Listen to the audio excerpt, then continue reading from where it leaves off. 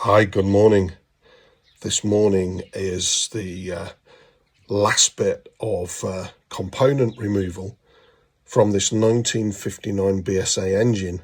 So for anybody who's seen Michael Waller's video removing this oil pump, it's it's given me the heebie-jeebies, but we go in underneath the sump and we remove the 3 screws and then try to remove the oil pump from the gap that you can see there. And then we proceed to use 2 BSA servicing tools post the removal of that large nut to remove the pinion drive wheel and latterly the threaded oil pump screw that you can see there. So let's crack on and see how far we get this morning. Apologies for my voice, I'm full of cold and this is my first day out into my garage to try to do this job and get me away from Netflix and back into the swing of things. So Michael Waller was my inspiration for giving me the confidence in his highly detailed series on YouTube to strip this BSA C15 engine. There you go, that's the oil pump removed, and I'm simply allowing the oil to drain now that's still resident in the engine, and then I'll move on to removing the crankshaft nut, followed by using the BSA tool. But Michael, let me absolutely assure you that I absolutely had the same challenges that you had in removing your oil pump. So here we can see on the left hand side of this image the oil pump, the gasket and the sump and filter, and the 3 retaining screws that hold the oil pump into the casting of the engine. I've noticed this on other oil pumps that the BSA fit. You can clearly see there that it is 2 and then hyphen and a 9. So I'm wondering what those numbers mean. But there we go. That's my BSA oil pump. Spindle feels tight on the shaft.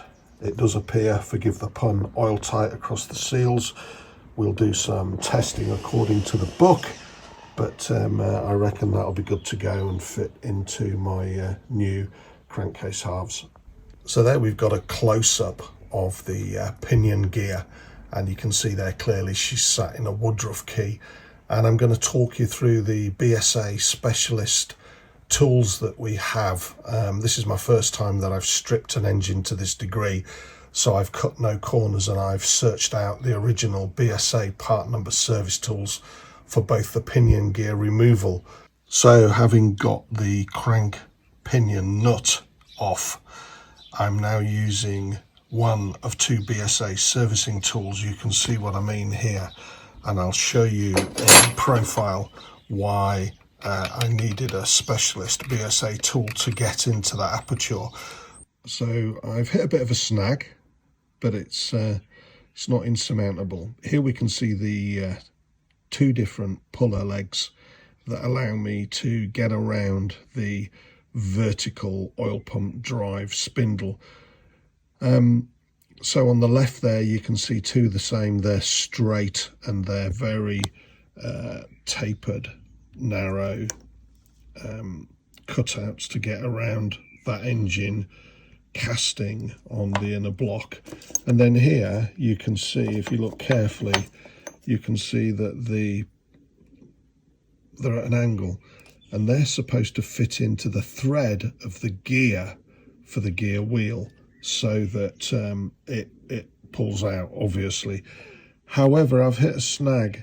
That profile angle isn't the appropriate one for my BSA C15 wheel, so I'll have to go back to the specialist and have a chat and say, look, what fits in. Gotta be honest, probably a bit of age, but I've not got the glasses to see what you're seeing, so maybe I could take a narrow file and take that profile down ever so slightly and make that fit that gear wheel. Let's take a look at the gear wheel that I'm talking about. So you can see there, just off centre to the right, there's a Woodruff key, and the angled arms for my 2-leg puller BSA with a reference number on there fit into the grooves of the gear and supposedly help me pull it off, but they're not correct. So I'm going to call it a day now. I'm full of cold, but I'm going to call it a day and go and spend an afternoon with a cup of tea on my iPad researching the correct tool. I'm not in a rush. This engine's got to be rebuilt by October, and it's now the end of March, so I can take my time, do it slowly, do it right, do it once. Interestingly, this crank has a discernible end float, and I have to say it's also got on this, for those that don't know, the BSA C15, on this particular version it's a bush, and it's got ever so slight vertical movement, so it's well overdue, this engine being pulled down and rebuilt.